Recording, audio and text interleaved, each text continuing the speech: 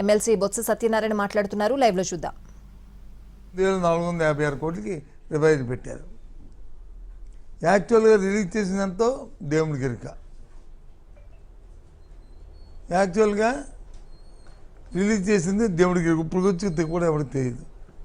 రేపు మళ్ళీ అసెంబ్లీ అయితే ఈ గత సంవత్సరంలో మీరు రిలీజ్ ఎంతో వాస్తవాలు ఎంతో బయటకు వస్తే అప్పుడు ఆ విషయాన్ని కూడా మాట్లాడదాం. ప్రజలు చూడండి, జాగ్రత్తగా అబ్జర్వ్ చేయండి. నేను చెప్పిందంటే ఏ ఒక్కటి తప్పున్నా నేను సర్దిద్దుకుంటాను. వాస్తవాలు చెప్తున్నాం మీకు. ఈ ప్రభుత్వం ఎంత మాయ చేస్తుందో, మోసం చేస్తుందో, ప్రజల్ని ఏ విధంగా పగనాలు పెడుతుందో చెప్పడానికి ఈ ప్రెస్ మీట్ ఇచ్చారు. పోనీ ఇచ్చిన 13,000 రూపాయలు ఇచ్చినప్పుడు నేను అసెంబ్లీ అవుతున్నప్పుడు కౌన్సిల్లో చెప్పాను. ఏమని, అయ్యా 13,000 రూపాయలు అన్నారు, మీరు అందరికీ ఇవ్వలేదు, మీరు కొందరికి ఇంకా మీరు 9,000 8,000 ఇచ్చారు, దయచేసి ఆ బ్యాలెన్స్ ఎప్పుడు ఇస్తారో చెప్పండి అన్నాను.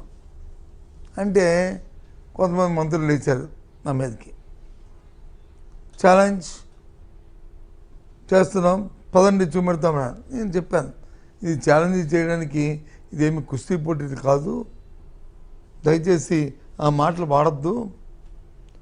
నేను పబ్లిక్ వాస్తవంగా సొసైటీలో మీరు ఇస్తుంది ఎంత అనేది తెలుసుకొని మీకు చెప్తున్నాను. ప్రభుత్వం ప్రజలు మీరు వెరిఫై చేసుకోండి. ఒకవేళ నేను మాట్లాడిన తప్పు అయితే నేను విత్డ్రా అవుతాను, నా మాటల్ని నేను విత్డ్రా అయ్యి సభకి క్షమాపణ చెప్తానని ఆ రోజు చెప్పాను. దానికి ఆ తర్వాత ఇప్పటికి దగ్గర ఒక 4 నెలలు అవుతుంది. ఇప్పటికి మళ్ళీ రెండో విడత ఇవ్వడానికి తయారవుతున్నారు. ఇవాళ చోటుగా అడుగుతున్నాను, ఇంకా ఆ రోజు చెప్పిన ఏదైతే 8,000 9,000 7,600 ఎస్సీలు బీసీలు ఇవ్వాలని ఉందో ఇప్పటికి కూడా ఇవ్వలేదు, ఈ రోజుకి కూడా ఇవ్వలేదు. అది ఎంత నెంబరు, ఎంత అమౌంటు అని నేను చెప్పాను అనుకోండి, అంత కాదు అంటారు. కానీ వాస్తవాలు చెప్పండి. ఇవాళ కూడా మీరు ఇవ్వలే. చెప్పమంటే పేర్లు దోస్తాను, ఇచ్చారనుకోండి పేర్లు దోస్తాను మీకు ఏంటి, వెళ్ళి వాళ్ళని అరెస్ట్ చేస్తారు. నేను మొత్తం దగ్గర 10 జిల్లాల్లో ఉన్న డిఈఓల్ని ఏపీసీలని రాష్ట్రంలో అధికారులని ఒక 20 మందితో మాట్లాడాను, ఇచ్చారా అని ఆయన డిపార్ట్మెంట్లో. అందరూ యాక్సెప్ట్ చేశారు, ఇవ్వలేదండి ఇంకా అని. ఇది వాస్తవం. నిన్న మొన్న మీ విలేకరులో ఉన్న మీ ఒక సోదరి నా దగ్గరకు వచ్చి, సార్ మా బాబుకు కూడా 9,000 ఇచ్చేస్తారు, ఇంకా 4,000 కావాలని చెప్పింది. ఇవ్వలేదు. మళ్ళీ ఆ అమ్మాయికి కూడా ఫోన్ చేశాను, ఏం తల్లి ఏమొచ్చిందా నాన్న అని అంటే రాలేదు, ఇంక రాలేదు సార్ అది అని చెప్పి. అలాగే విజయనగరంలో ఓ తల్లికి ఫోన్ చేశాను, ఆవిడ నాకు అప్పుడు వచ్చి నాకు చెప్పింది అని చెప్పి ఆ మాటలు పట్టుకుని అసెంబ్లీ అడిగింది. నేనేమి ఇదేదో కక్ష కోసం చేయట్లేదు, ఏదో ప్రభుత్వంకి అసత్తుని చెప్తే వాళ్ళు సరిదిద్దుకుంటారని ఉద్దేశంతో చెప్పాను.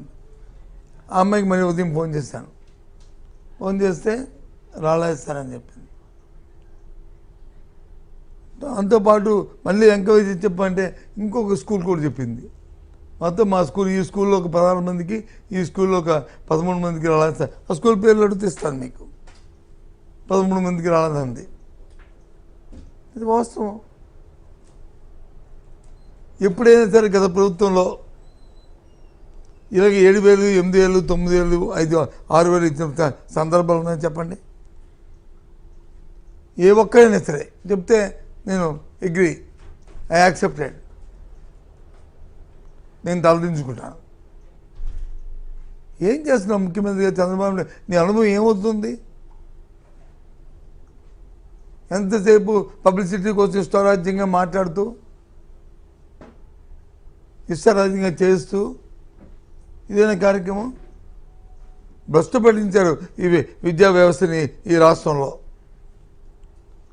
4 నెలల స్కూల్ మొదటి విడత రెండో విడత కలిపి సుమారు 40,000 స్కూల్ వరకు కొన్ని పూర్తి చేస్తాం, కొన్ని అసంపూర్తిగా ఇంకా జరుగుతున్నాయి. 8,500 కోట్లు ఖర్చు పెట్టాం దానికి. అవి ఎక్కడక్కడే గొంగళేసాం. అది మొన్న అంటారు ఎవరైనా విరాళాలు ఇస్తే అవి పూర్తి చేస్తారంట ఆ ఊర్లో. ఏంటండి కర్మ? ఇదా ప్రభుత్వం? ఈ దేశంలో రాజ్యాంగంలో విద్య, వైద్యం, సర్వైవల్, వృత్తి, ఇది ఆహారం, ఈ మూడింటికి నిర్బంధం ప్రభుత్వమే ప్రొవైడ్ చేయాలి. ఫెసిలిటేట్ చేయవలసిన బాధ్యత ప్రభుత్వం అండి. పోయా అప్పుడు వచ్చి ఇంగ్లీష్ మీడియం పెడితే ఎన్నో మాట్లాడారు. ఇంగ్లీష్ మీడియము పోయింది. ఇప్పుడు ఎక్కడైనా సిబిఎస్ ఉందో చూడండి స్కూల్స్లో.